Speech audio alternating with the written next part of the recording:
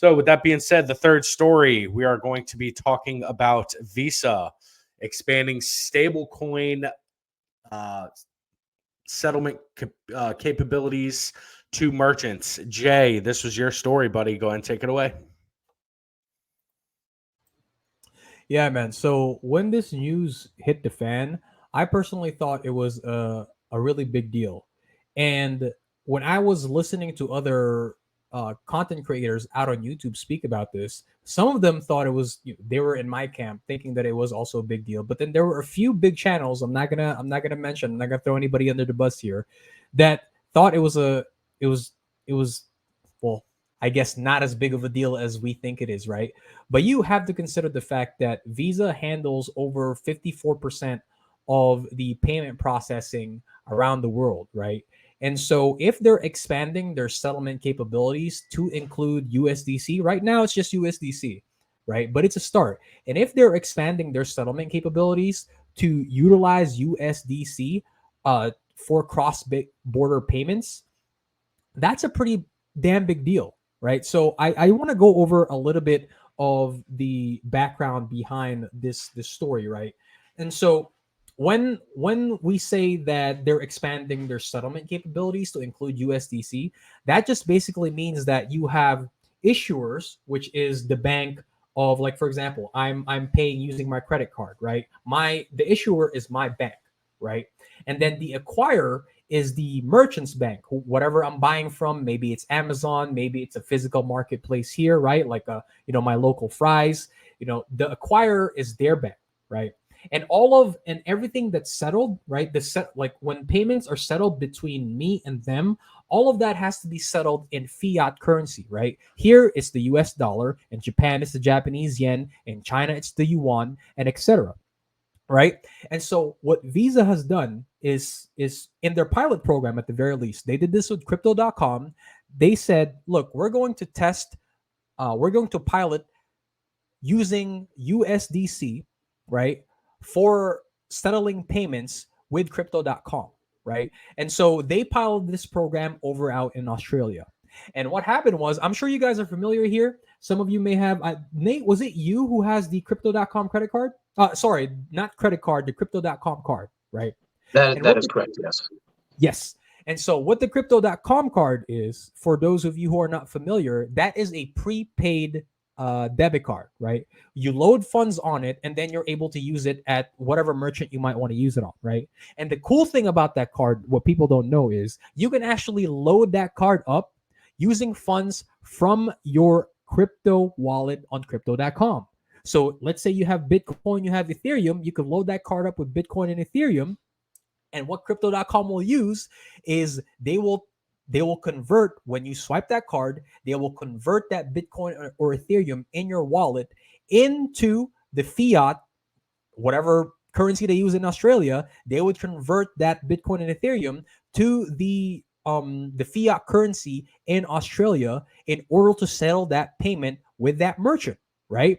And so that's a pretty big deal because, like I said, Visa handles over 54% of payment transactions worldwide, right? And so because of that successful pilot, right, they are now expanding settlement capabilities to merchant acquirers, right? And so that could be anywhere, like, for example, marketplace merchants that are online, like Amazon, like Google, maybe it's Facebook, and just online retail stores in general. And the reason why that's a big deal is because it cuts down significantly, not only on the time it takes for those settlements to be finalized, but it also decreases the amount of exchange fees, right? And then because we're also working within the crypto space, right? That means that we're not limited to working within regular banking hours, right? And so I'm sure a lot of you guys here, but for example, let me give you a personal example, right? A lot of my customers use Venmo in order to transact with me, right? And so when they pay for one of my items, right, they send those funds over to my Venmo account, right? And on their side, right, they think, okay, I've paid this man what he's owed, right? But for me, I actually have to transfer that money over to my bank and wait anywhere between 1 to 3 business days in order for that payment to get settled, right? Why is that? Well, because first, their bank has to send the funds to Venmo, right? And then Venmo has to clear that payment from their bank and then send that over to my bank, right? So that takes anywhere between 1 to 3 business days, right? And that's just here in the US. Imagine if you were trying to convert those funds from one currency to the other, right? That's also going to take fees, right? And right now, we only like that's going to exist within regular banking hours, right? So that's only 9 to 5, Monday through Friday, not including weekends, right? But what this is doing is expanding, because they're using USDC as the form of payment to settle transactions. Now you're not going to have any significant fees, right? The pilot reduced the pre-funding wait time from 8 days to 4 days, and then you're also now able to transact potentially outside of regular banking hours. And so I couldn't see this as anything but a big deal. So I'm gonna leave it at that. I'm gonna open it up to you guys for comments, just to get your thoughts on this, and like what do you think about this move with Visa and Crypto.com, and them using USDC to settle these payments? Hey, Jay, here's the thing. Like, this is a really major deal, right? Because it it allows for, number one, institutions to be able to trade with each other, right? To be using credit with each other. That's number one. So now we have institutional money, which has already been prepping for a while, by the way, to get into the crypto space. I mean, they've already been in the crypto space, but I mean, like, really into it, coming up with the spot ETFs and all that, right? Like, they're really going to be hardcore into it. And also on top of that, because the institutions can start using them, that's also going to allow for it to be easy, right, for just retail users to start using it as well.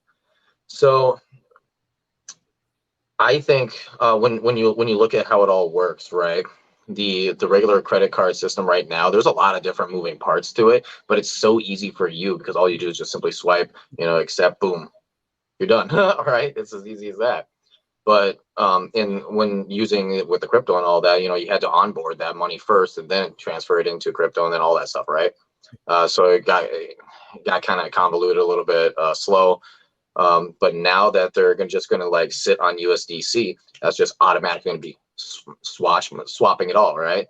And quite frankly, if you're looking at how stable coins work right now, stable coins are a reserve currency or universal currency, because the entire world can use it, right? The entire world can use it for exactly what they want, and then revert it back whenever they decide into whatever currency they have.